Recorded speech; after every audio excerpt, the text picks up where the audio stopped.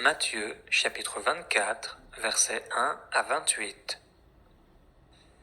Comme Jésus s'en allait au sortir du temple, ses disciples s'approchèrent pour lui en faire remarquer les constructions. Mais il leur dit, « Voyez-vous tout cela? Je vous le dis en vérité, il ne restera pas ici pierre sur pierre qui ne soit renversée. » Il s'assit sur la montagne des Oliviers, et les disciples vinrent en particulier lui faire cette question. « Dis-nous quand cela arrivera-t-il, et quel sera le signe de ton avènement et de la fin du monde ?» Jésus leur répondit, « Prenez garde que personne ne vous séduise, car plusieurs viendront sous mon nom, disant, « C'est moi qui suis le Christ », et ils séduiront beaucoup de gens. Vous entendrez parler de guerre et de bruit de guerre, gardez-vous d'être troublés, car il faut que ces choses arrivent, mais ce ne sera pas encore la fin. Une nation s'élèvera contre une nation, et un royaume contre un royaume, et il y aura en divers lieux des famines et des tremblements de terre. Tout cela ne sera que le commencement des douleurs. Alors, on vous livrera au tourment, et l'on vous fera mourir, et vous serez haïs de toutes les nations à cause de mon nom. Alors, aussi, plusieurs succomberont, et ils se trahiront, se haïront les uns les autres. Plusieurs faux prophètes s'élèveront, et ils séduiront beaucoup de gens. Et, parce que l'iniquité se sera accrue, la charité du plus grand nombre se refroidira. Mais celui qui persévérera jusqu'à la fin sera sauvé. Cette bonne nouvelle du royaume sera prêchée dans le monde entier pour servir de témoignage à toutes les nations. Alors viendra la fin. C'est pourquoi, lorsque vous verrez l'abomination de la désolation dont a parlé le prophète Daniel établie en lieu saint, que celui qui lit fasse attention. Alors que ceux qui seront en Judée fuient dans les montagnes, que celui qui sera sur le toit ne descende pas pour prendre ce qui est dans sa maison, et que celui qui sera dans les champs ne retourne pas en arrière pour prendre son manteau. Malheur aux femmes qui seront enceintes, et à celles qui allaiteront en ces jours-là.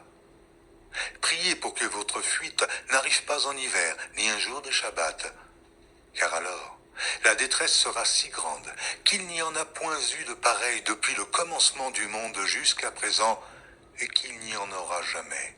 Et si ces jours n'étaient abrégés, personne ne serait sauvé. Mais à cause des élus, ces jours seront abrégés.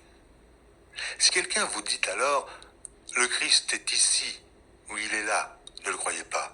Car il s'élèvera de faux Christ et de faux prophètes. Ils feront de grands prodiges et des miracles, au point de séduire, s'il était possible, même les élus. Voici, je vous l'ai annoncé d'avance. Si donc on vous dit, voici, il est dans le désert, n'y allez pas. Voici, il est dans les chambres, ne le croyez pas. Car, comme l'éclair part de l'Orient et se montre jusqu'en Occident, ainsi sera l'avènement du Fils de l'homme. En quelque lieu que soit le cadavre, là s'assembleront les aigles. Exode chapitre 21, versets 22 à 36. Lorsque des hommes se querelleront, heurteront une femme enceinte et la feront accoucher sans autre accident, ils seront punis d'une amende imposée par le mari de la femme. On la paiera sur l'avis d'arbitre. Mais s'il y a un accident, tu donneras vie pour vie, œil pour œil, dent pour dent, main pour main, pied pour pied, brûlure pour brûlure, blessure pour blessure, meurtrissure pour meurtrissure. Lorsqu'un homme frappera l'œil de son esclave, homme ou femme, et lui fera perdre l'œil, il le renverra libre pour prix de son œil. Et s'il fait tomber une dent à son esclave, homme ou femme, il le renverra libre pour prix de sa dent. Lorsqu'un bœuf donnera un coup de corne à un homme ou une femme, qui en meurt, le bœuf sera lapidé. Sa viande ne sera pas mangée et le propriétaire du bœuf sera acquitté. Mais si le bœuf était auparavant sujet à donner des coups de corne, et qu'on en ait averti le propriétaire sans qu'il le surveille, le bœuf sera lapidé dans le cas où il ferait mourir un homme ou une femme, et son propriétaire aussi sera puni de mort. Si on impose au propriétaire une indemnité pour rançon de sa vie, il donnera tout ce qui lui sera imposé. Si le bœuf frappe un fils ou une fille, l'on agira à son égard selon ce principe. Si le bœuf frappe un esclave, homme ou femme, on donnera 30 cycles d'argent au maître de l'esclave, et le bœuf sera lapidé. Lorsqu'un homme laissera ouverte une citerne, ou lorsqu'un homme creusera une citerne sans la couvrir, s'il y tombe un bœuf ou un âne, le propriétaire de la citerne donnera une compensation en argent au propriétaire de l'animal, et aura pour lui l'animal mort. Lorsque le bœuf d'un homme frappera mortellement de ses cornes le bœuf de son prochain, ils vendront le bœuf vivant et se partageront l'argent. Ils partageront aussi le bœuf mort. Mais s'il est reconnu que le bœuf était auparavant sujet à donner des coups de corne sans que son propriétaire l'ait surveillé, ce propriétaire donnera en compensation bœuf pour bœuf et aura pour lui le bœuf mort. Lorsqu'un homme volera un bœuf ou un agneau, s'il l'égorge ou le vend, il restituera 5 bœufs pour le bœuf et 4 pièces de petit bétail pour l'agneau. Exode, chapitre 22. Si le voleur est surpris en cours d'effraction, et qu'il soit frappé et meurt, on ne sera point coupable de meurtre envers lui. Mais si le soleil était levé, on serait coupable de meurtre envers lui. Il donnera une compensation. S'il n'a rien, il sera vendu pour son vol. Si ce qu'il a dérobé, bœuf, âne ou agneau, se trouve encore vivant entre ses mains, il donnera une compensation au double. Lorsqu'un homme fera du dégât dans un champ ou dans une vigne, et qu'il enverra son bétail paître dans le champ d'autrui, il donnera en compensation le meilleur produit de son champ et le meilleur produit de sa vigne. Lorsqu'un feu éclatera et rencontrera des chardons, si du blé en gerbe ou sur pied, ou bien le champ est consumé, celui qui a causé l'incendie donnera une compensation. Lorsqu'un homme donnera à son prochain de l'argent ou des objets à garder, si on les vole dans la maison de ce dernier, le voleur donnera une compensation au double dans le cas où il serait retrouvé. Si le voleur n'est pas retrouvé, le maître de la maison s'approchera devant Dieu pour déclarer qu'il n'a pas porté la main sur le bien de son prochain. Dans toute affaire frauduleuse concernant un bœuf, un âne, un agneau, un vêtement ou un objet perdu, au sujet duquel on dira « c'est cela », le litige des deux parties ira jusqu'à Dieu. Celui que Dieu condamnera donnera à son prochain une compensation au double.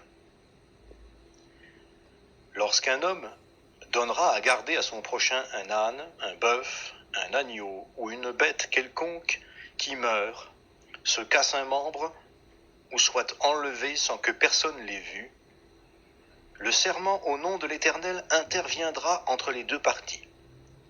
Et celui qui a gardé l'animal déclarera qu'il n'a pas porté la main sur le bien de son prochain. Le propriétaire de l'animal acceptera ce serment, et l'autre ne donnera pas de compensation. Mais si l'animal a été volé chez lui, il donnera une compensation au propriétaire.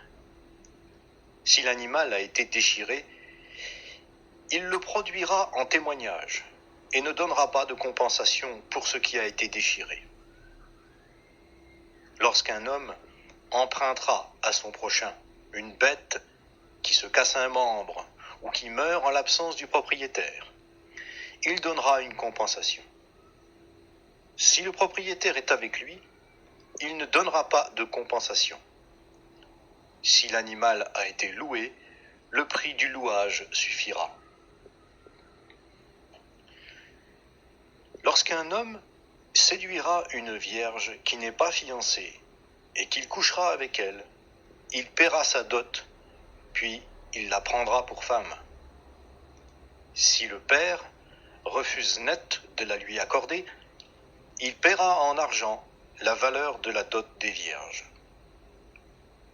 Tu ne laisseras pas vivre une sorcière. Quiconque couche avec une bête sera puni de mort. Celui qui offre des sacrifices à d'autres dieux qu'à l'Éternel seul sera voué à l'interdit.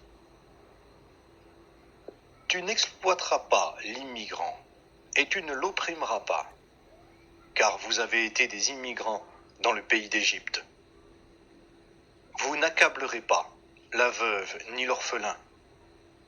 Si tu les accables et qu'ils crient à moi, je saurai entendre leurs cris. Ma colère s'enflammera et je vous tuerai par l'épée. Vos femmes deviendront veuves et vos enfants orphelins. Si tu prêtes de l'argent à quelqu'un de mon peuple, au malheureux qui est avec toi, tu ne seras pas à son égard comme un créancier. Tu n'exigeras pas de lui un intérêt. Si tu prends en gage le vêtement de ton prochain, tu le lui rendras avant le coucher du soleil, car c'est sa seule couverture, c'est le vêtement qu'il a sur la peau. Dans quoi coucherait-il? S'il crie à moi, je l'entendrai, car je fais grâce. Tu ne maudiras pas Dieu, et tu ne prononceras pas d'imprécation contre le prince de ton peuple. Tu ne différeras pas de m'offrir ta pleine cuvée et ta redevance d'huile. Tu me donneras le premier-né de tes fils. Tu feras de même pour ton gros et ton petit bétail. Le premier-né restera 7 jours avec sa mère. Le 8e jour, tu me le donneras. Vous serez pour moi des hommes saints. Vous ne mangerez pas de chair déchirée dans les champs. Vous la jetterez aux chiens.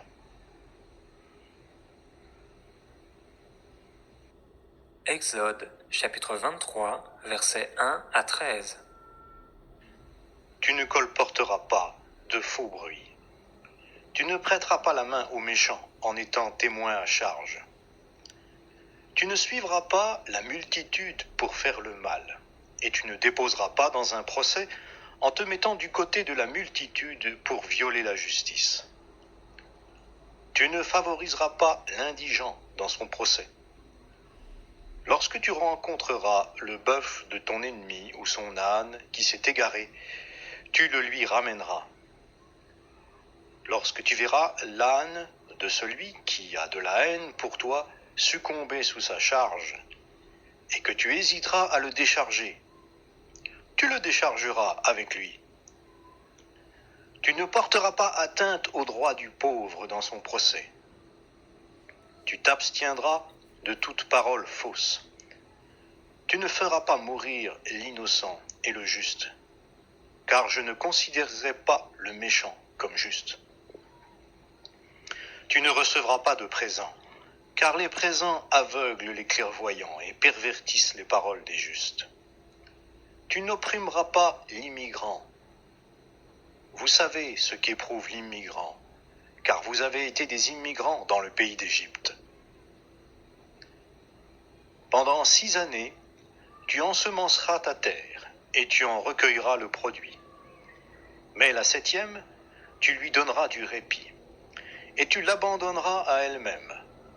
Les pauvres de ton peuple mangeront, et les animaux de la campagne mangeront ce qui restera. Tu feras de même pour ta vigne et pour ton olivier. Pendant 6 jours, tu feras ton ouvrage, mais le 7e jour, tu respecteras le Shabbat, afin que ton bœuf et ton âne aient du repos, afin que le fils de ta servante et l'immigrant puissent souffler.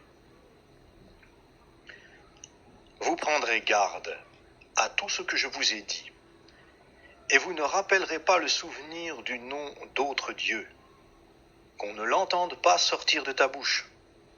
Psaume chapitre 29. Fils de Dieu, rendez à l'Éternel gloire et honneur. Rendez à l'Éternel gloire pour son nom. Prosternez-vous devant l'Éternel avec des ornements sacrés. La voix de l'Éternel retentit sur les eaux. Le Dieu de gloire fait gronder le tonnerre.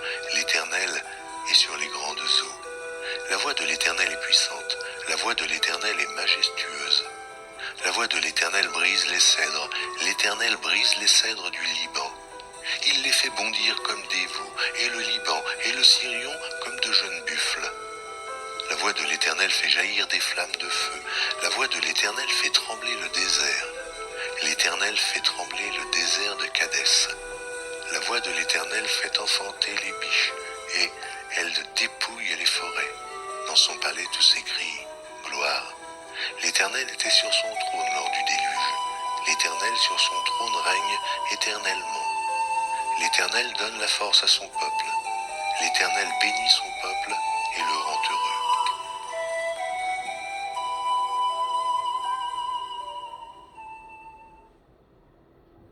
Proverbe chapitre 7, versets 6au